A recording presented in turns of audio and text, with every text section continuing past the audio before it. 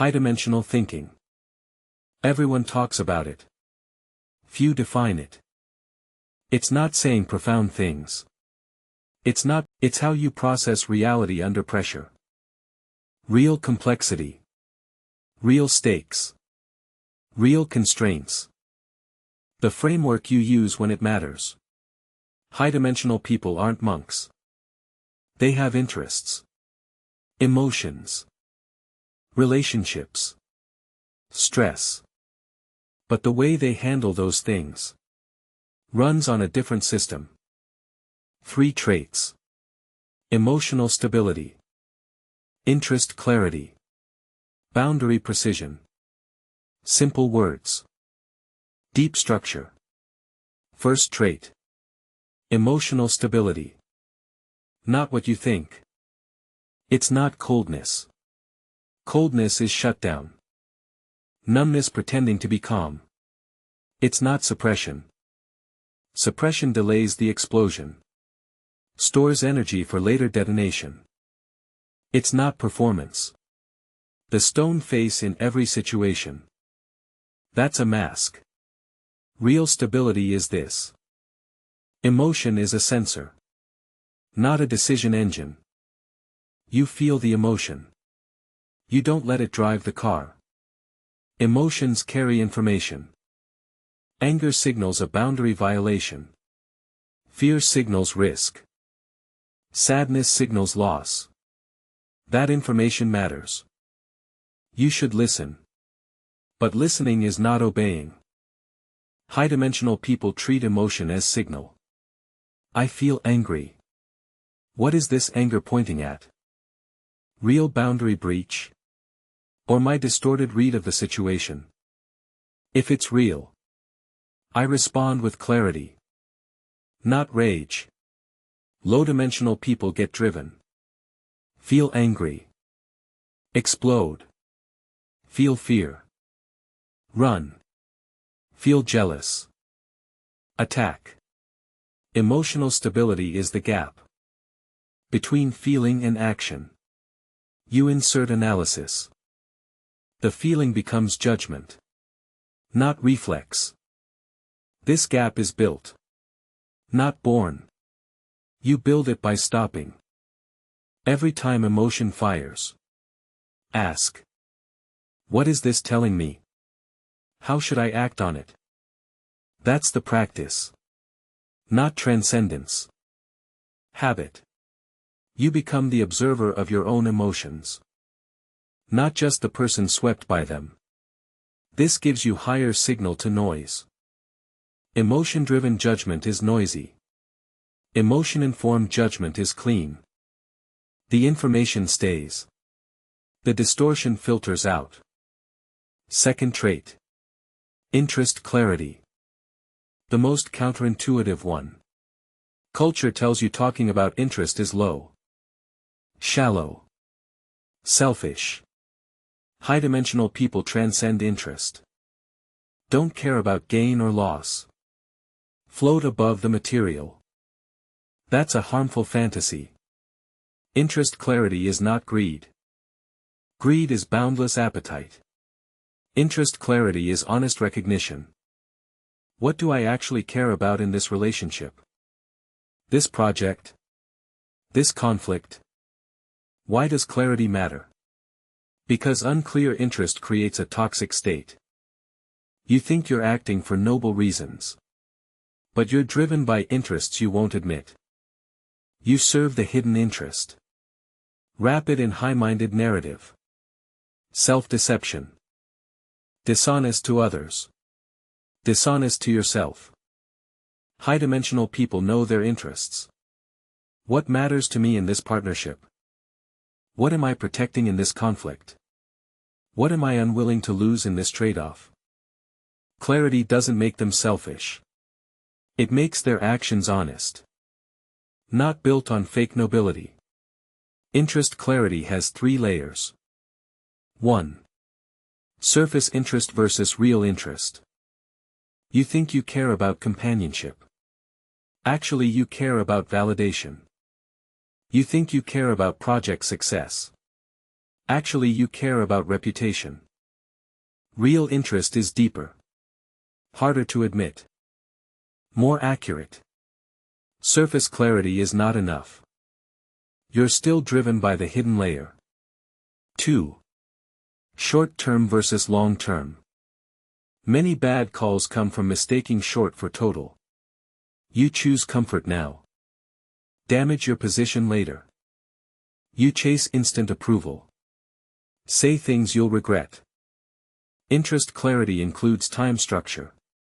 Not just what benefits me now. What benefits me across different horizons. 3. Your interest versus their interest. High-dimensional people know both sides. Not manipulation. Clear reality sense.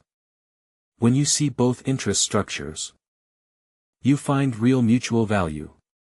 You also see irreconcilable conflicts. Then you exit with clarity. Not bleed out in confusion. Interest clarity doesn't make you selfish. It makes you honest about reality. Honest enough to make real decisions. 3rd trait. Boundary precision. The most misunderstood. People think boundaries are coldness. Refusal to connect. Refusal to give. They think boundaries are selfishness. My line. Don't cross it. That's self-serving. They think boundaries are defense. Protection built after being hurt. All wrong. Real boundaries are internal definition. Who I am. What I can do. What I'm willing to do. What I cannot do. Not aimed at others. Aimed at self-knowledge. What happens without boundaries? First consequence. Chronic drain. No clear boundary. You give time, energy, emotion. Beyond your real willingness. Not because you want to. Because you don't know how to say no. Or fear what no will cost. This creates resentment. Not direct anger. Slow bitterness. I gave so much. Why is it still like this? But the other person didn't know. They thought it was your real intent. Not your forced overflow. Second consequence. Distorted judgment. No boundary. You merge too deeply. Emotions. Circumstances. Needs. You lose cognitive distance. You can't evaluate clearly. Is this relationship worth my investment? Boundaries create distance. Not emotional coldness. Judgment clarity. Third consequence. Relationship quality drops. This one is counterintuitive. No boundaries lower relationship quality. When you always accept what you don't want. Always give what you don't want to give. Your giving loses value. It's not real expression. It's inability to refuse. High-quality giving comes from real intent. Real intent needs clear boundaries as background. You know where you can say yes. Where you must say no. Then your yes is real. Boundary precision has 3 abilities. 1. Know your value boundary. What you won't compromise. Ever. Not dogma.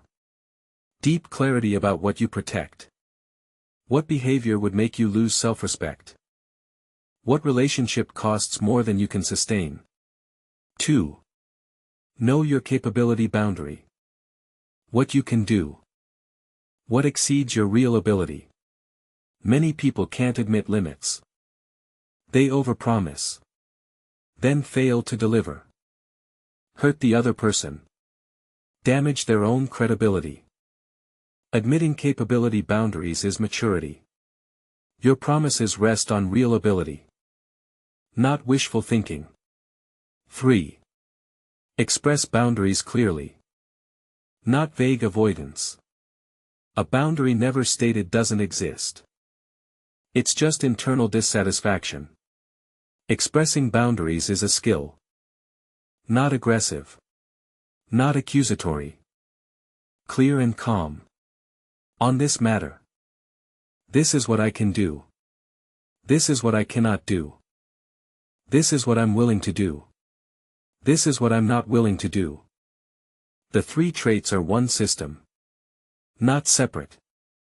Three sides of the same structure.